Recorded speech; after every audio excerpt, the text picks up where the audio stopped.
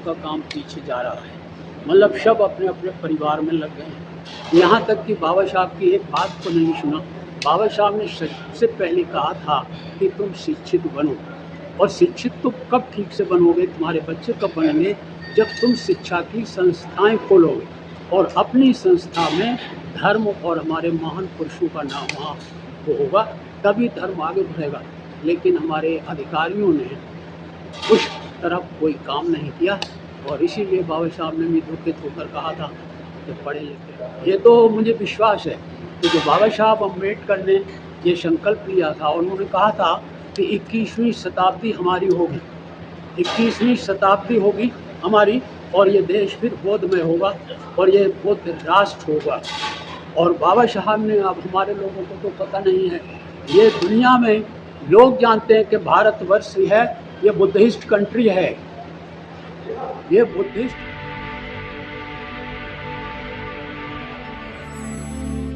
जय भीम, मैं मेवालाल और आप देख रहे हैं बहुजन समय। साथियों, काफ़ी दिन के बाद जो हमारे साथ भंते जी खड़े हैं, इनका पहले नाम इनका नाम था लालता राम धोरे। तो ये टेलीफोन स्टैंड में काम करते थे, तब इनको जानता था, लेकिन अब इनका रूप रंग व्यवहार सब कुछ बदल चुका है। आज मैं इनसे पूछूंगा कि आखिर भंते जी आप कब बने और इस समय कहाँ पे है। सर, नमो बुद्धाय। जय भीम। मैंने 1960 में DAV कॉलेज कानपुर से MA क्लास किया। 1 दिसंबर 1960 को मैं दिव्यापुर स्टेशन पर मलेरिया इंस्पेक्टर के रूप में वहाँ पोस्ट किया। 5 साल वहाँ सर्विस करने के बाद फिर मैं चला आया इटावा में। आकर के वहाँ एक कोऑपरेटिव स्टोर था, वहाँ पर अकाउंटेंट के पद पर काम किया। और उसके बाद 2 साल के बाद मैं ग्वालियर चला गया। ग्वालियर में भाई विश्व धर्म का एक हाई स्कूल चल रहा था, उसमें मैं टीचर हो गया, हेडमास्टर 8वीं तक। उसके बाद मैं वहाँ 2 साल रहा। दूसरी साल में जन्माष्टमी के दिन नाथू सिंह का गैंग आया और वहाँ से 4 बच्चे पकड़ ले गया। इसलिए वो स्कूल खत्म करके बच्चों को सरकारी स्कूलों में एडमिट करा दिया। और उसके बाद उन्होंने कहा अगर मेरे घर में काम करना चाहो तो मैंने स्वीकार किया। इसके बाद मैं वहाँ से 71 में वापस लौट के आया।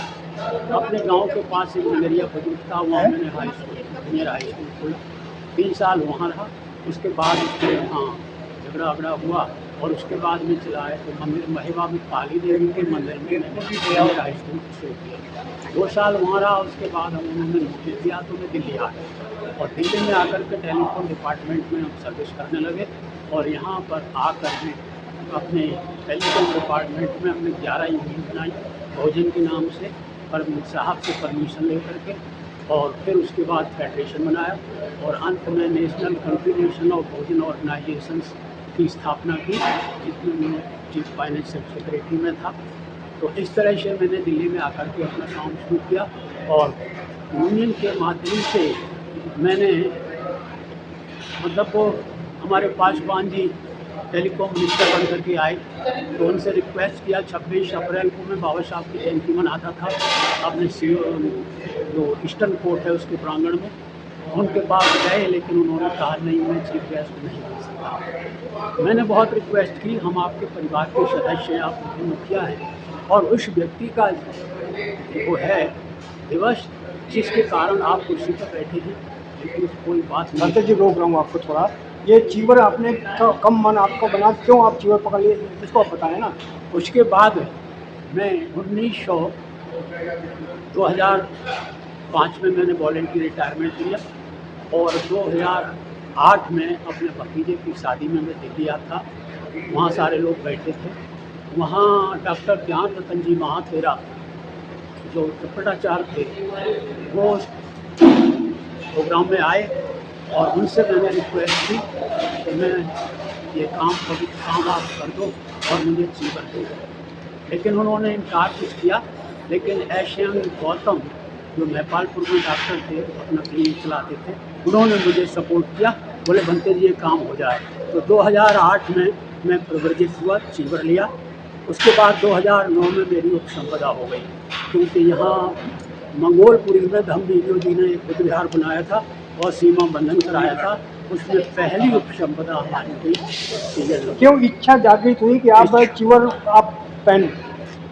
मैं जब मिशन का काम करता रहा, बुद्ध और बाबा साहब के शरण में था, तो अंत में मैंने ये निर्णय लिया कि अब मैं अपने समाज परिवार के लिए, बच्चों के लिए बहुत कुछ कर लिया है, अब समाज के लिए, धर्म के लिए करूँगा। और इसलिए मेरी प्रेरणा जगी और मैंने चीवर लिया और भिक्षु बना और जाकर के। चीवर से ज़्यादा विशेष काम हो जाता है? चीवर वैसे तो बिना चीवर के भी लोग मुक्ति प्राप्त कर सकते हैं, लेकिन जब तथागत बुद्ध ने हमको आदेश दिया कि चीवर, ये पवित्र कपड़ा हम आपको दे रहे हैं और इसको विश्व में लोग नमन करेंगे और इसकी पवित्रता तुम्हारे ऊपर है कि आप ये सील जो दिए गए हैं उनका पूर्ण पालन करेंगे, इसका ये प्रतीक है। और इसलिए हमने ये बुद्ध धर्म की शरण में गए और आज हम बुद्ध धर्म का काम कर रहे हैं।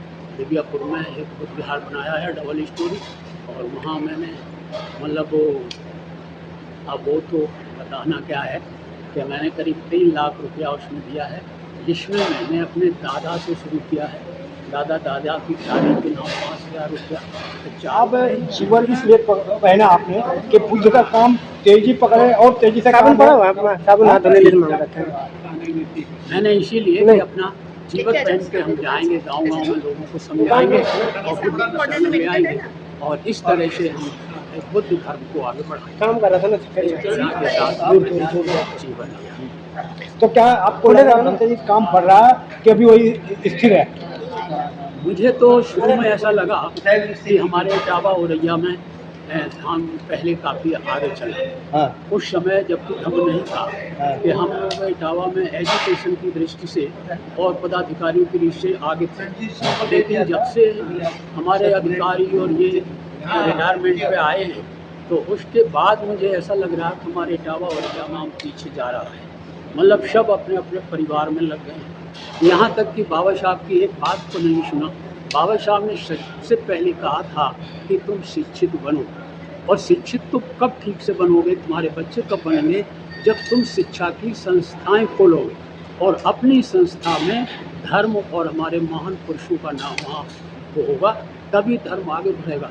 लेकिन हमारे अधिकारियों ने उस तरफ कोई काम नहीं किया और इसीलिए बाबा साहब ने भी धोखे होकर कहा था कि पढ़े लिखे लोगों ने। भंते जी, लास्ट सवाल, क्या आपको निराशा लगता है कि बुद्ध का धर्म आगे नहीं बढ़ पाएगा? बढ़ेगा, ये तो मुझे विश्वास है कि जो बाबा साहब अम्बेडकर ने ये संकल्प लिया था, उन्होंने कहा था कि 21वीं शताब्दी हमारी होगी, 21वीं शताब्दी होगी हमारी, और ये देश फिर बौद्धमय होगा और ये बौद्ध राष्ट्र होगा। और बाबा साहब ने, अब हमारे लोगों को तो पता नहीं है, ये दुनिया में लोग जानते हैं कि भारतवर्ष है ये बुद्धिस्ट कंट्री है, ये बुद्धिस्ट कंट्री है, बाबा साहब ने इसको बनाया है और इसका प्रमाण संविधान है कि दुनिया में जितने भी डेमोक्रेटिक कंट्री हैं वो सारे के सारे बुद्धिस्ट कंट्री हैं, क्योंकि डेमोक्रेटिक सिस्टम जो है ये हमारे राजा महाराजाओं का दिया हुआ है। उनके काल में डेमोक्रेटिक सिस्टम बड़ी सुचारू रूप से चलता था, इसलिए दुनिया के लोगों ने बाबा साहब के उस महान सम्राट अशोक के शासन से सारी चीज़ें ली हैं। ये हमारा संसद भवन है, इस संसद भवन पूरा बौद्ध संस्कृति पे बना है। उसके ऊपर आप देखो सांची के स्तूप का बंडल गोलाकार है, इसमें अशोका हाल है, पीछे अशोका हाल बना अपने सम्राट अशोक के नाम से, और उसमें किसी नेता या किसी देवताओं की मूर्ति नहीं है, उसमें केवल बुद्ध की 2 विशाल मूर्ति रखी है। एक मूर्ति है कुषाण युग की जो महाराजा कनिष्का की बनवाई हुई है, और दूसरी मूर्ति चाइना से हमारा युद्ध हुआ था, तो कंप्रोमाइज हुआ तो वहाँ के प्राइम मिनिस्टर ने वो मूर्ति रखी। वो दोनों मूर्ति, उसके अलावा वहाँ कोई दुनिया के जितने प्राइम मिनिस्टर, प्रधानमंत्री, राजे महाराजा आते हैं, वहाँ देख करके जाते हैं कि इस हाल में केवल बुद्ध की मूर्ति है, यहाँ देवी देवता कोई नेता नहीं है। इसका मतलब है भारत बुद्धिस्ट है। कि ये क्या गलत बना कि हिंदू भारत जो है बुद्ध का देश है, ये गलत बातें हो रही है। शंकराचार्य तो सीधा सा सीधा कह देना चाहिए मूर्ख आदमी, सीधी बात है। अरे हमने तो एक बार देखा एक का कार पे लिखा हुआ आगे, गर्व से कहो हम हिंदू हैं, गर्व से कहो हम हिंदू हैं। तो मैंने देखा ये काम क्या करते हैं गर्व का जो हिंदू। तो हिंदू का मतलब क्या है? हिंदू का मतलब है चोर, लुटेरा, दगाबाज, वहशी किस्म के आदमी को हिंदू कहते हैं। ये मुसलमानों ने गाली दी थी इनको जब ये लोग खसोट उधर से आए। तो हिंदू का मतलब है चोर, लुटेरा, दगाबाज, वहशी किस्म के आदमी। आपको आतंकवादी कह देंगे सर, ऐसा कहोगे तो आप? हमने आज क्या कहेंगे, हम तो जब पार्टी का काम करते थे तो यहाँ खुले मंच से बोलते थे।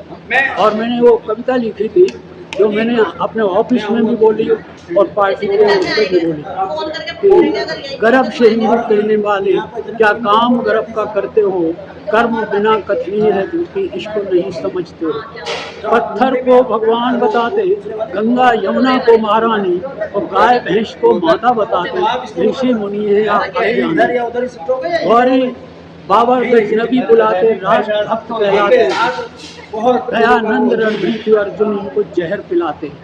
राष्ट्रपिता गांधी की हत्या करने में न ये शर्म आए, और जुआ पे रखे बहु बेटियां सती प्रथा। जिस देश में पूजा जाति की, मेहनत कश भूख मरता हो, दौलत के बनकर जहाँ मिनिस्टर बनता हो, हाथ जो चलो भंटा जी, अब बहुत हो गया आपसे, आपने अच्छी जानकारी दी। तो आप बताएं अब आगे का क्या आपका प्लान है? हमारा तो है और सारे बाबा साहब की वाणी से ये बोधमय होगा, और बोधमय होगा जब 21वीं शताब्दी शुरू। और बोधमय हमें नहीं मालूम है, आप लोगों को नहीं मालूम, मुझे मालूम है। उदाहरण के लिए आप देख लीजिए कि आपका राष्ट्रीय ध्वज है, राष्ट्रीय ध्वज में बीच में बुद्ध का चक्र है, और जिस देश के झंडा में जिस धर्म का चिन्ह होता है वो देश उसी धर्म का कहलाता है। दूसरा, जिस देश की मुद्रा में जिसका चिन्ह होता है, हमारी मुद्रा में अशोक की लाट है, ये बुद्ध धर्म का चिन्ह है, इसलिए भारत बुद्धिस्ट कंट्री है। और भारतवर्ष के हर नागरिक की जेब में बुद्धिस्ट का चिन्ह पड़ा रहता है। आप देखिए, आपका राशन कार्ड पे अशोक की लाट है। चलो ठीक है बनते जी, फिर सारे किताबों, सारे कागजों पर अशोक की लाट है, इसलिए भारतवर्ष बाबा साहब के कहने से आज भी बोध में बन चुका है। अब हमारे लोगों की अज्ञानता है कम। धन्यवाद। तो ये भंते जी से, भंते ज्ञान सिंह से कैसी रही बातचीत 5 किलोमीटर जरूर बताएं। मैं मेवालाल, भोजन समय, दिल्ली। जय भीम, जय भारत।